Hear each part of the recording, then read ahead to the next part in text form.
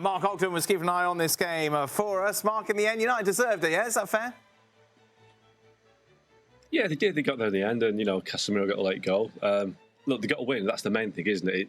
United haven't played well today. They didn't play well at the weekend, but, getting through to the quarterfinals, they got a tough tie against Liverpool, but they got the win, and that is massive going into the weekend against Man City because they needed some positive momentum. Had they not gone through tonight on the back of the Fulham defeat, it would have been... It's going to be a tough enough game as it is against City without having the negativity of a defeat. So that's the positive, but we can't kid ourselves. It wasn't a great performance, but they got the results. That's a good thing. A bit Chelsea-esque almost, Shaka, isn't it? Get it done, but the performance not spectacular. Listen, I thought the performance, particularly in the first half, wasn't that great. I thought Nottingham Forest then, for some reason, decided to press Manchester United a little higher up the park in the second half, and that allowed United to play more of their natural game, and they certainly controlled it. But they lacked the cutting edge. Højlund not available to them, and really you just wondered where that goal was going to come from. On the other end of the park, I just saw United's back four look very vulnerable to any kind of physicality from Iwani. I say lack cutting edge. Rashford had a chance. A fantastic build-up from Manchester United, which played Rashford through in the channel, and his finish just really was awful.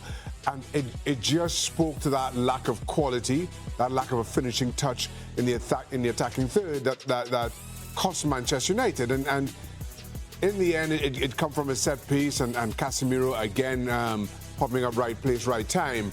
But just so much of United's otherwise a decent to good play just kind of withered to nothing because there was just nobody with that instinct in and around the Forest box. Been a lot of talk about Anthony over the last few weeks. Mark, how would you assess his performance, given that he was given the start today? Listen, Anthony's one of those wingers who spends more time attacking his own goal than the opposition goal. He just doesn't go forward.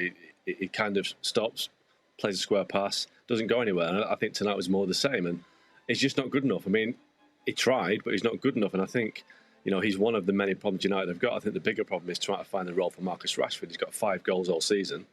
Erling Haaland scored more in an hour against Luton last night than Rashford scored all season. And I think, Rashford isn't comfortable in the centre-forward position. He doesn't look happy there. He goes dropping deep, and it means United have got a big hole to fill at centre-forward. He didn't look content tonight. It looked like he was struggling to find his rhythm, struggling for the position he played. But, Ten Hag has got to solve a lot of issues. And, I've been critical of Ten Hag, as you know, but I think we have to give the guy a bit of a break in the sense he's got 8 first-team players missing right now. Big players, Luke Shaw, Lisandro Martinez, Rasmus Højlund, players that will get in the team. We haven't seen Mason Mount virtually all season, so that has left a big hole in the United side. But the players that are filling the gaps, they're not good enough. Victor Lindelof, Anthony, Scott McTominay, they're just not Man United level, but it's what he has to work with. I don't think he's doing enough with what he has to work with, but still, he's got a result tonight. But I think at the weekend against Man City, you can't find any reason to say that United will get a result there. The big question after this, Mark, will they have tomorrow off?